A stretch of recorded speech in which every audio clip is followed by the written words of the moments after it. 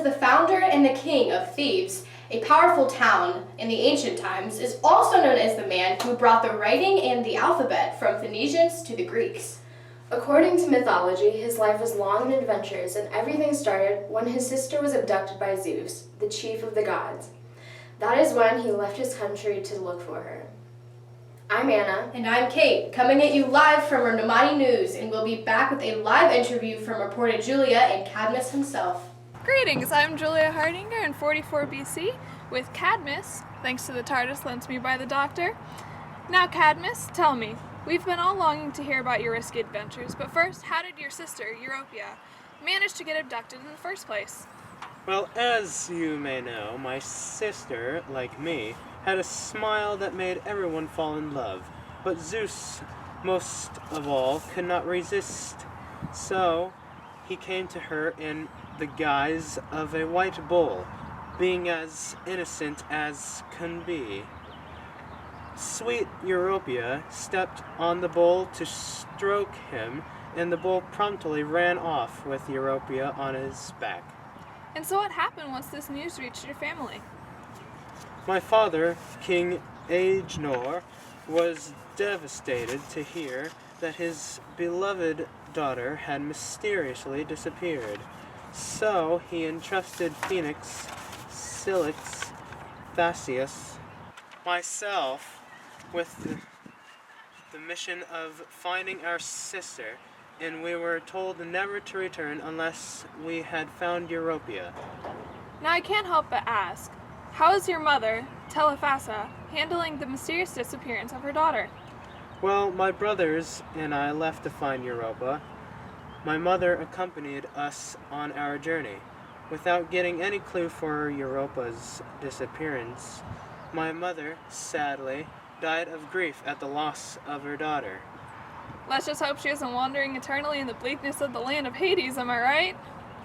No. Anyways, after the tragic loss of your mother, did you ever feel like giving up?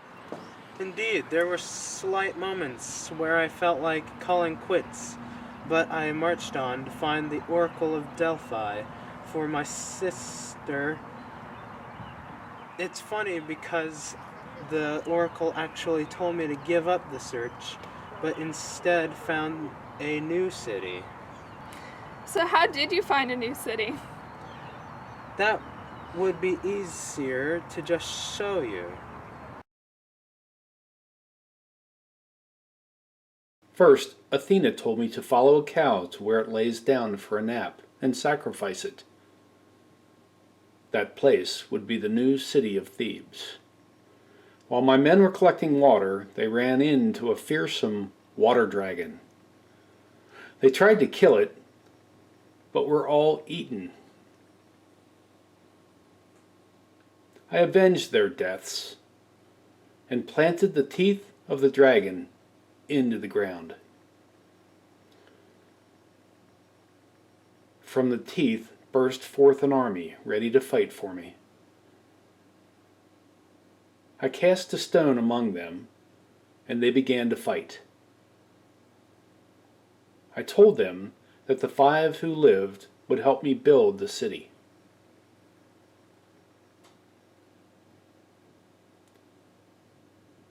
Unfortunately, the city we built was ravaged by the gods, and it was overtaken by civil unrest.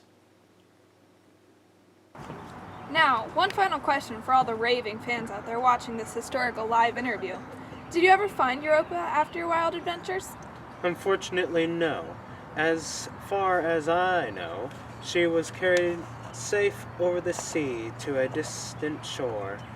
She may have been happy in the new, strange land to which she was taken. I cannot tell.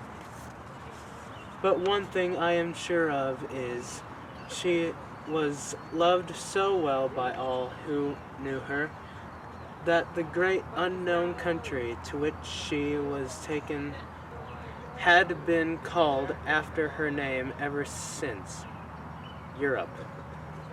And there you have it, folks. You heard it first here. Thank you, Cadmus, for sharing your amazing story with us. And now back to the future with Anna and Kate. Wow, what a journey you traveled. I'd say so. Now, the viewers have been begging to ask some questions, so we've decided to bring Cadmus back to the news station for a little Q&A. Ladies and gentlemen, Cadmus, founder of Thebes. Thank you, thank you. I can't tell you how exciting it is for me to be here in the #1 news station in the universe. It's truly an honor. The honor is all ours. Now let's get to it. At Flowea 219 asked, did you ever find your one true love?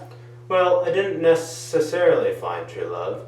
It was given to me by the god Ares, after he forgave me for killing his son, the dragon. He gave me Harmonia's hand in marriage, and she bore 5 children. Atsobore asked, what happened to your family? At that point, the curse of the dragon was looming over my family, and all members had troubles and were leading miserable lives. Terrible, right? I ended up resigning from my duties on the throne, and along with my wife, settled in the land of the Echeleans, who made me their king. Here's the last question we have time for today from @iHeartSnakes. How did you become a snake? As the misfortunes and tragedies in my family continued to trouble me, I began to have this strange idea that a snake would be happier than me because it would have no troubles. And so, while I was having these thoughts, I transformed into a snake, for my wish has been granted by the gods.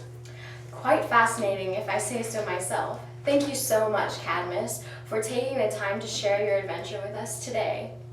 It was my pleasure, Anna. Next on Ramadi News, don't miss out on the universal debate on whether Zeus should be locked up, and an exclusive interview with him right here. See you next time on Ramadi News.